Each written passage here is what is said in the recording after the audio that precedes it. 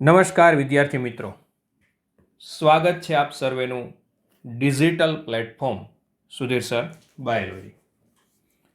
હવે આજના દિવસની અંદર આપણે અભ્યાસ કરવાના છે લિપિડ વિશેની માહિતી. તો આજે આપણે લિપિડ વિશેની માહિતી અભ્યાસ કરીએ એ પહેલાં આપણે ફટાફટ ગઈકાલે જે અભ્યાસ કર્યો હતો એ હતો એમિનો એસિડ. હવે એમિનો એસિડની અંદર શું હતું તો કે એની અંદર 4 સમૂહ હતા. ફટાફટ આપણે રિવિઝન કરી જઈએ. એક એમિનો સમૂહ હતો, બરોબર છે. એક હતો એમિનો સમૂહ, ત્યાર પછી એક હતો કાર્બોક્સિલિક સમૂહ, એક હતો આર સમૂહ ને એક હતો એચ. તો આની અંદર આ જે આર સમૂહ છે આ સતત ને સતત બદલાતો રહે છે અને તેના આધારે આપણે આ જે એમિનો એસિડ છે એના કેટલા પ્રકાર પાડ્યા હતા તો કે 20 પ્રકાર આપણે એમિનો એસિડના પાડ્યા હતા. તો આ એક એમિનો એસિડના આપણે પ્રકાર વિશેનો અભ્યાસ કર્યો. હવે આજના દિવસની અંદર આપણે અભ્યાસ કરવાનો છે લિપિડ. હવે લિપિડ એટલે શું થાય તો આના સૌથી પહેલાં તો આપણે એક્ઝામ્પલ લઈ લઈએ. લિપિડની અંદર એક્ઝામ્પલ ક્યાં આવશે તો કે તેલ, ત્યાર પછી મેદ અથવા તો એને બીજા નામે ઓળખવામાં આવે છે ચરબી એક્સેટ્રા. હવે આપણને બધાને ખબર છે કે લિપિડ છે ને એ સામાન્ય રીતે પાણીમાં કેવા હોય છે તો કે અદ્રાવ્ય. લિપિડ છે એ સામાન્ય રીતે પાણીમાં અદ્રાવ્ય હોય છે. હવે સામાન્ય રીતે તે પાણીમાં અદ્રાવ્ય છે તો તે મુખ્યત્વે કયા સ્વરૂપે હોય છે તો લિપિડ છે ને મુખ્યત્વે 2 પ્રકારે હોય છે. કાં તો લિપિડ છે એ ફેટી એસિડ સ્વરૂપે હોય છે, કાં તો તે ફેટી એસિડ સ્વરૂપે હોય છે અને કાં તો ગ્લિસરોલ સ્વરૂપે હોય છે. પરંતુ જનરલી જ્યારે આપણે આ લિપિડ છે એનું પાચન કરીએ, મતલબ કે આ લિપિડ છે ને એ જટિલ અણુ છે. કેવો છે તો કે જટિલ. હવે એને આપણે પાચનની મદદથી જ્યારે એને સરળ અણુની અંદર રૂપાંતરિત કરીએ તો એમાંથી આપણને 2 વસ્તુ મળે. એમાંથી એક આવશે ફેટી એસિડ અને બીજું આવશે ગ્લિસરોલ. તો કહેવાનું શું છે તો કે અહીંયા જે આપણને આ લિપિડ છે એ મળ્યું એ જટિલ સ્વરૂપે હતું અને એને આપણે કન્વર્ટ કરવાનું છે કયા સ્વરૂપે તો કે સરળ સ્વરૂપે. તો અત્યારે આપણો મેઇન ટોપિક છે આ લિપિડ. તો સ્વાભાવિક છે એના બંધારણ વિશેનો અભ્યાસ કરવો પડે. તો એનું જે બંધારણ છે એનો આપણે અભ્યાસ કરીએ. તો જેવી રીતે એમિનો એસિડ છે ને એનું બંધારણ હતું એવી જ રીતે લિપિડનું બંધારણ આપણે ભણવાનું છે. તો લિપિડના બંધારણની અંદર શું હોય તો સૌથી પહેલાં આપણે અહીંયા એડિંગ મારી દઈએ લિપિડનું બંધારણ. હવે લિપિડ કયા સ્વરૂપે હોય તો મેં તમને કીધું એમ ફેટી એસિડ ને ગ્લિસરોલ સ્વરૂપે હોય. તો સૌથી પહેલાં આપણે લિપિડના બંધારણની અંદર આપણે ફેટી એસિડનું બંધારણ જોઈએ. તો ફેટી એસિડનું બંધારણ શું હોય તો સૌથી પહેલાં તો ફેટી એસિડ. હવે આનું બંધારણ શું હોય તો ફેટી એસિડ છે ને એના બંધારણની અંદર એક કાર્બોક્સિલિક સમૂહ હોય. શું હોય છે તો કે એક કાર્બોક્સિલ સમૂહ કે જેની આપણે સંજ્ઞા છે COOH. એક કાર્બોક્સિલિક સમૂહ હોય. હવે આ જે કાર્બોક્સિલિક સમૂહ છે એ કોની સાથે જોડાયેલા હોય તો કે આર સમૂહ સાથે. કોની સાથે જોડાયેલું હોય તો કે આર સમૂહ. હવે આ જે આર સમૂહ છે એ શું છે તો કે આ જે આર સમૂહ છે ને એ ઉચ્ચ સંખ્યા ધરાવતા કાર્બનની સાથે જોડાયેલું હોય. કોની સાથે જોડાયેલું હોય તો કે ઉચ્ચ સંખ્યા ધરાવતા કાર્બન સાથે. હવે આ જે કાર્બોક્સિલિક સમૂહ છે એ આર સાથે જોડાયેલો છે એટલે આપણે એમ કહીએ કે આ કાર્બોક્સિલિક સમૂહ છે એ કોની સાથે જોડાયેલો છે તો કે આર સાથે. તો આર સમૂહ તરીકે શું હોય તો કે આર સમૂહ તરીકે જેમ એમિનો એસિડની અંદર કેમ હતું આપણે આર સમૂહ અલગ અલગ પ્રકારના, એમ આની અંદર પણ એવી રીતે હોય. તો આર સમૂહ તરીકે કાં તો મિથાઇલ હોય, બરોબર, કાં તો ઇથાઇલ સમૂહ હોય. મિથાઇલ એટલે શું આવશે એની સંજ્ઞા તો કે CH3. ઇથાઇલ એટલે શું આવશે સંજ્ઞા તો કે C2H5. તો ટૂંકની અંદર શું કહેવા માગે છે તો કે આર સમૂહ છે ને એની અંદર ઉચ્ચ સંખ્યા ધરાવતા કાર્બન હોય છે. શું હોય છે તો કે ઉચ્ચ સંખ્યા ધરાવતા કાર્બન. હવે આની અંદર થોડાક એવા એક્ઝામ્પલ આપ્યા છે. બે પ્રકારના ફેટી એસિડના એક્ઝામ્પલ આપ્યા છે. એમાંથી એક છે પામિટિક એસિડ, અને બીજું છે એરેકિડોનિક એસિડ. એક છે પામિટિક એસિડ અને એક છે એરેકિડોનિક એસિડ. હવે પામિટિક એસિડ ને એરોકિડોનિક એસિડ, હવે આ બંને છે કોના પ્રકાર તો કે ફેટી એસિડના પ્રકાર છે. કોના પ્રકાર છે તો કે ફેટી એસિડના. હવે જુઓ તો ફેટી એસિડના બંધારણમાં હોય શું તો કે એક કાર્બોક્સિલિક સમૂહ એટલે કે COOH છે અને એ કોની સાથે જોડાયેલા છે તો કે આર સમૂહ સાથે. હવે આ આર સમૂહ એટલે શું થાય તો કે એની અંદર ઉચ્ચ સંખ્યા ધરાવતા કાર્બન હોય છે. તો એનો મતલબ એવો કે આ પામિટિક એસિડ હશે કે એરેકિડોનિક એસિડ હશે, બંનેની અંદર એક કાર્બોક્સિલિક સમૂહ તો હાજર હશે ને હશે.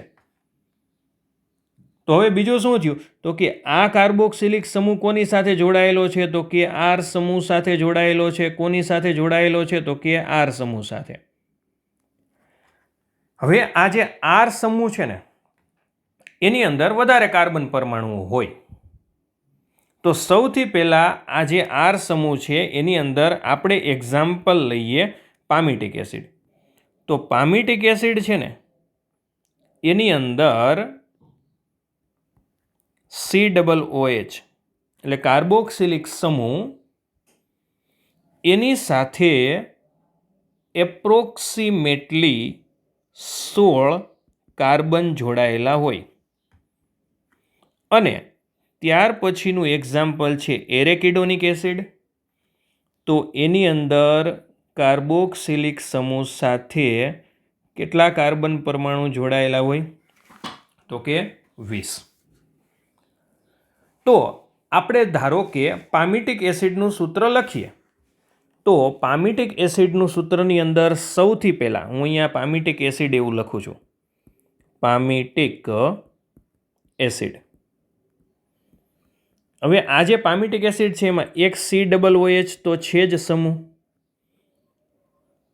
ત્યાર પછી એની અંદર 16 કાર્બન ધરાવતા, એટલે એનું સૂત્ર છે ને એ આ ટાઈપનું થશે CH2 14 અને CH3. તો આ જે પામિટિક એસિડ છે ને એનું સ્ટ્રક્ચર થયું. ત્યાર પછી આ જે લિપિડ છે એની અંદર ફેટી એસિડ અને એમાં પણ પામિટિક એસિડ ભણ્યા. હવે આ જે લિપિડ છે એની અંદર ફેટી એસિડના પ્રકાર, ફેટી એસિડ ના પ્રકાર.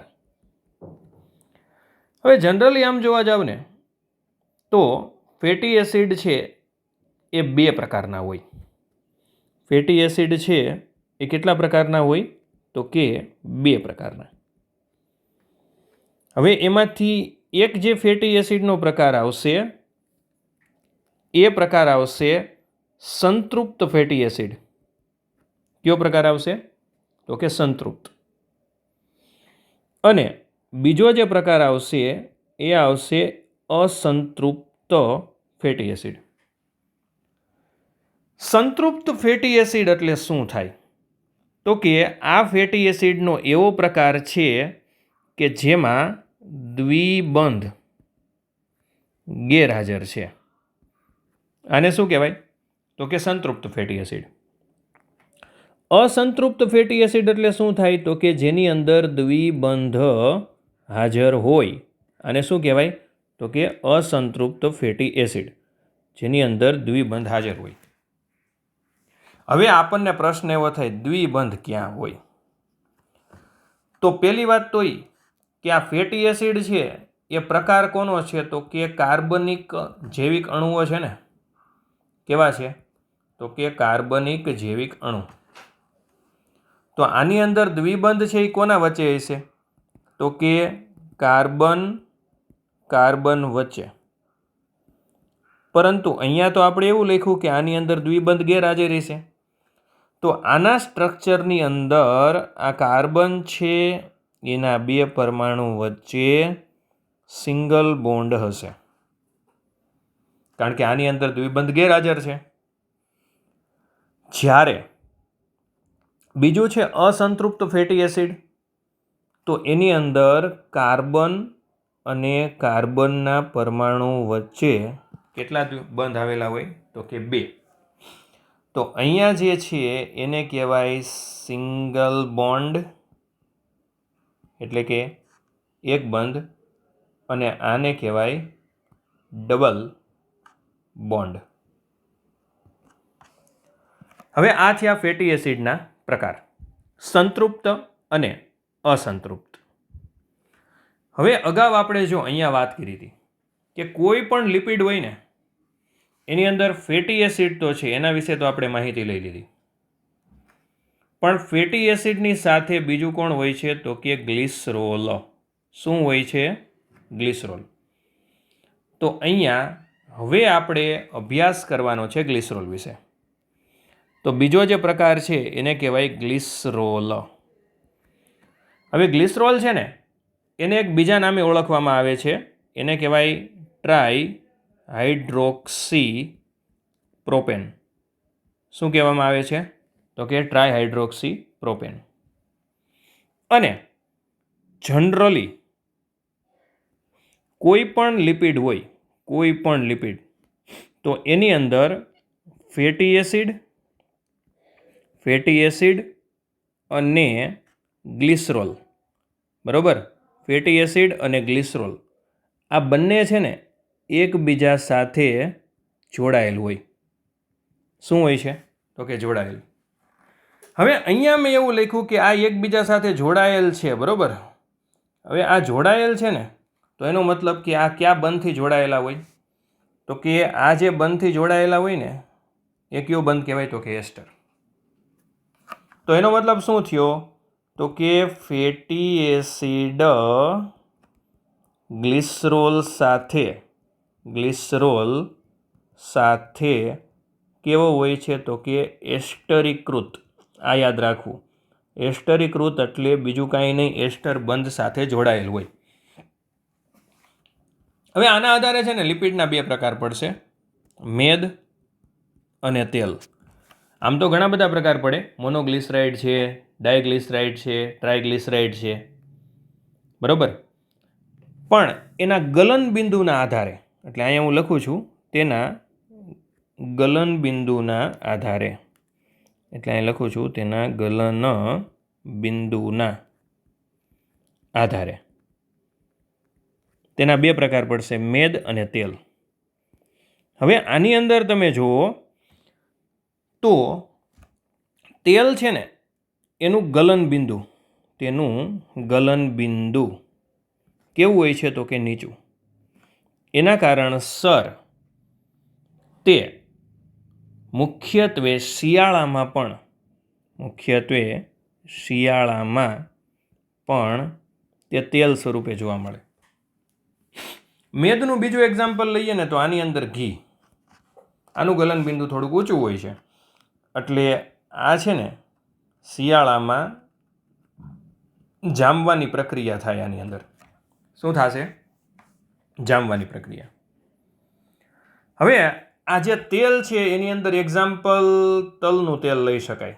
તલનું તેલ અથવા તો જિંજેલી તેલ, વેજીટેબલ ઓઇલ, કોઈ પણ પ્રકારે તમે એક્ઝામ્પલ લઈ શકો.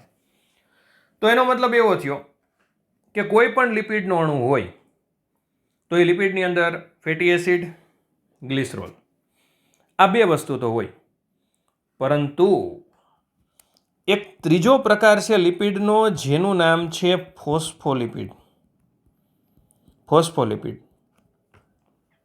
હવે આના બંધારણમાં શું હોય તો કે એઝ ઇટ ઇઝ, જો ફેટી એસિડ તો હોય, ફેટી એસિડ હોય, પ્લસ ગ્લિસરોલય હોય છે, અને પ્લસ એક વધારાનું કે જેના કારણસર આને આપણે કહીએ છીએ ફોસ્ફોલિપિડ, જેને કહેવાય ફોસ્ફરસ. આ વધારાનું. હવે આ વધારાનું છે ને એટલે આની આગળ શું લાગ્યું છે? ફોસ્ફો. હવે આ ફોસ્ફોલિપિડ ક્યાં જોવા મળે તો આનું સ્થાન ક્યાં છે? તો આનું સ્થાન ક્યાં આવશે તો કે આપણા શરીરની અંદર દરેક કોષની અંદર આવેલા કોષરસ પટલમાં. મતલબ કોષરસ પટલની અંદર ધારો કે આવી રીતે આમ કોષ હોય, આ વનસ્પતિ કોષ ડ્રો કરું છું, તો એની બહારની દિવાલને કહેવાય કોષ દિવાલ. શું કહેવામાં આવે છે? કોષ દિવાલ. ત્યાર પછી એની અંદરના ભાગમાં આવું એક સ્તર હોય, અને આ જે ભાગ છે એને કહેવાય કોષરસ પટલ. હવે આની આકૃતિ તમે દોરો ને તો એની અંદર આવી રીતે આમ લિપિડ હોય.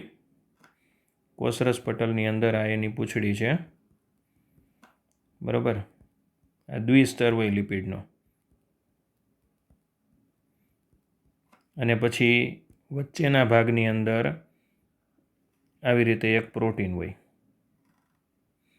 એ પ્રોટીન અંતર્ગત કે બહિર્ગત કોઈ પણ પ્રકારના હોઈ શકે, અને પછી પાછા આવી રીતે લિપિડ આવે. હવે આ જે લિપિડ છે ને, અહીંયા આ જે લિપિડ, આ જે પ્રકાર છે એ કોનો છે તો કે ફોસ્ફોલિપિડનો, બરોબર. અને આ જે આકૃતિ રહી ને આવડી, આ આકૃતિ આખી, આ આકૃતિ આવી રીતે તમે આમ છેદ લ્યો તો તમને આવી આકૃતિ મળે. તો આ રીતે ફોસ્ફોલિપિડ હોય. હવે આ ફોસ્ફોલિપિડ છે ને, બરોબર, એનું એક સ્થાન તો આપણે ભણ્યા કે કોષરસ પટલ. આ એક સ્થાન આની અંદર છે કોષરસ પટલ, અને બીજું સ્થાન છે ચેતાકોષમાં મજ્જાપડ, બરોબર. આ ફોસ્ફોલિપિડના પ્રકાર છે. હવે આની અંદર ઉદાહરણ આવે ફોસ્ફોલિપિડનું ઉદાહરણ, તો એ આવશે લેસિથિન. હવે લેસિથિનનું બંધારણ તમને ટેક્સ્ટ બુકની અંદર આપેલું છે, તો એ એક વસ્તુ યાદ રાખવું. જો કે હું અહીંયા ડ્રો નથી કરતો, ટેક્સ્ટ બુકની અંદર તમને આપેલું છે. હવે લિપિડનો એક વધારાનો હજી પ્રકાર છે કોલેસ્ટેરોલ. કોલેસ્ટેરોલ એટલે શું થાય તો કે આપણા શરીરની અંદર વધારાની ચરબી જે જમા થાય ને એને કહેવાય કોલેસ્ટ્રોલ. એનું બંધારણ પણ તમને આપેલું છે. કોલેસ્ટ્રોલનું તમને સ્ટ્રક્ચર પૂછે તો આ ટાઈપનું એની અંદર સ્ટ્રક્ચર જોવા મળશે. આ ટાઈપનું. આ એક ખાસ યાદ રાખવું, કારણ કે તમને નીટની અંદર આ સ્ટ્રક્ચર પૂછાઈ શકે. આ છે એ કોલેસ્ટ્રોલનું સ્ટ્રક્ચર છે. આ રીતે આખું આવશે, બરાબર. આ કોલેસ્ટ્રોલનું સ્ટ્રક્ચર છે. તો આ એક યાદ રાખવું. તો અહીંયા આપણે આ ન્યુક્લિક એસિડ તો કમ્પ્લીટ થઈ ગયું, લિપિડ તો કમ્પ્લીટ થઈ ગયું. ત્યાર પછીનો હવે જે ટોપિક આવશે એ આવશે ન્યુક્લિક એસિડ. ન્યુક્લિક એસિડ છે ને એની અંદર તમને શરૂઆતની અંદર જ એવું કીધું છે કે આપણા શરીરમાં મતલબ કે સજીવના શરીરમાં ઘણા બધા સંયોજનો, બરાબર, ઘણા બધા સંયોજનો કે જે વિષમ ચક્રીય રિંગ સ્વરૂપે હોય. કયા સ્વરૂપે હોય? તો કે વિષમ ચક્રીય રિંગ સ્વરૂપે. એટલે કે એનું બંધારણ છે એ રિંગ સ્ટ્રક્ચર હોય. અને આ જે રિંગ સ્વરૂપે હોય ને એને આપણે કહીએ છીએ નાઇટ્રોજન બેઝ. શું કહીએ છીએ? Nitrogen base. હવે આ નાઇટ્રોજન બેઝ છે ને એના કેટલા પ્રકાર? તો આ નાઇટ્રોજન બેઝના 2 પ્રકાર. એમાં એક આવશે પ્યુરિન અને બીજું આવશે પિરિમિડિન. હવે આ બંનેની અંદર ફેર શું? તો સૌથી પહેલાં આપણે એના સ્ટ્રક્ચર વિશે ભણીએ. પ્યુરિન છે ને એમાં 2 રિંગ સ્ટ્રક્ચર જોવા મળે. 2 રિંગ સ્ટ્રક્ચર.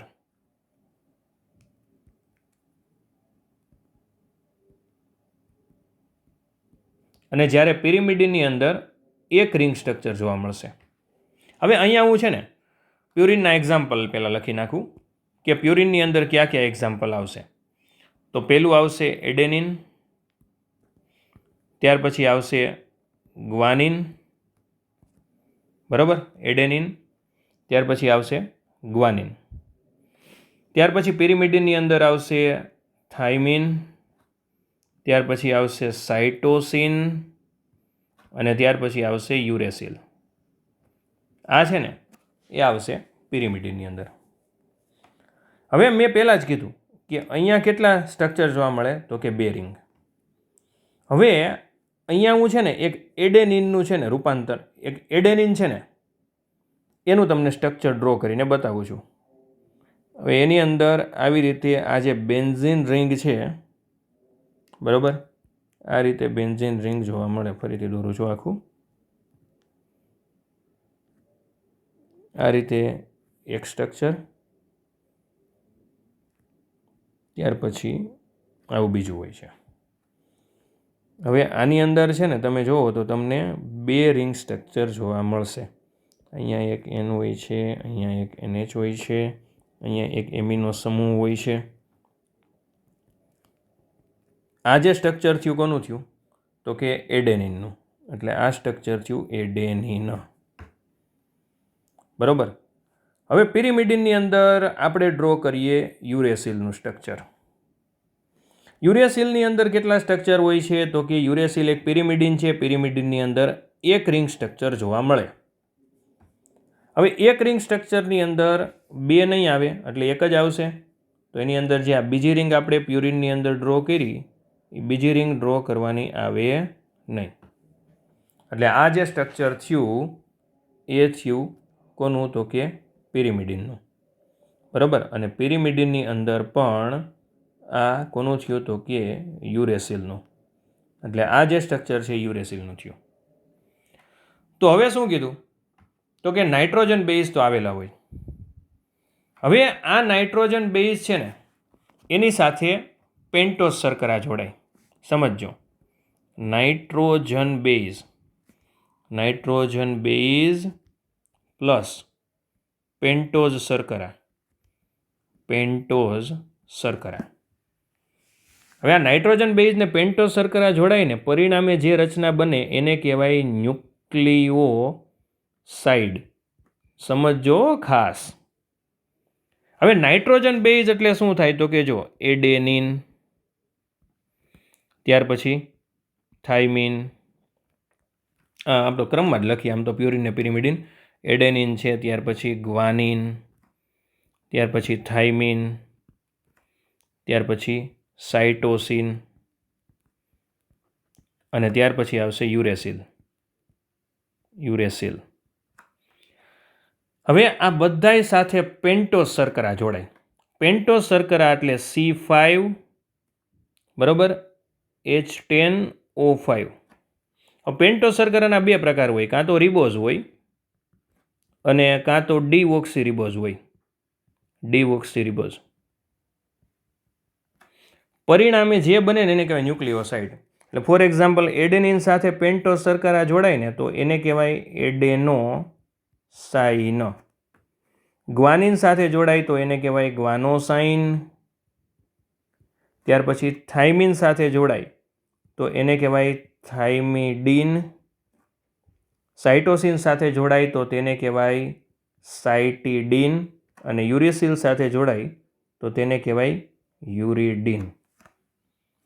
તો આ ન્યુક્લિયોસાઇડ બન્યું. મતલબ કે આ બધા ન્યુક્લિયોસાઇડ છે.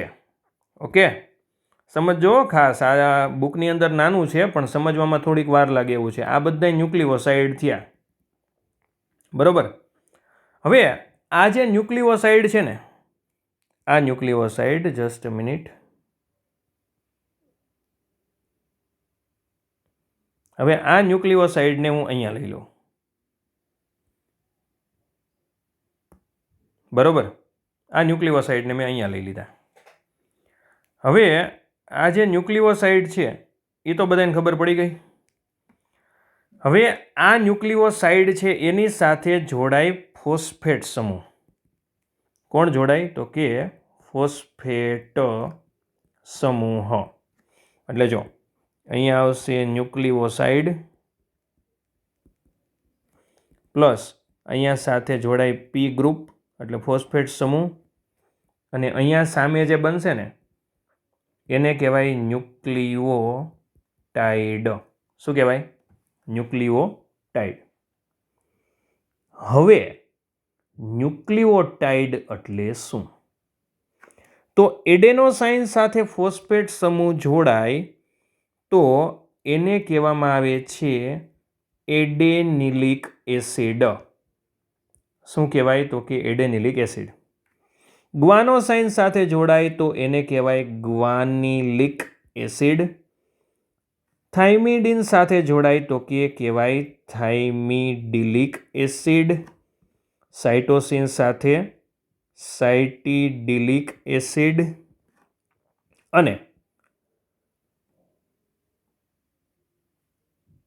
યુરિડીન સાથે જોડાય તો કહેવાય યુરિડિલિક એસિડ.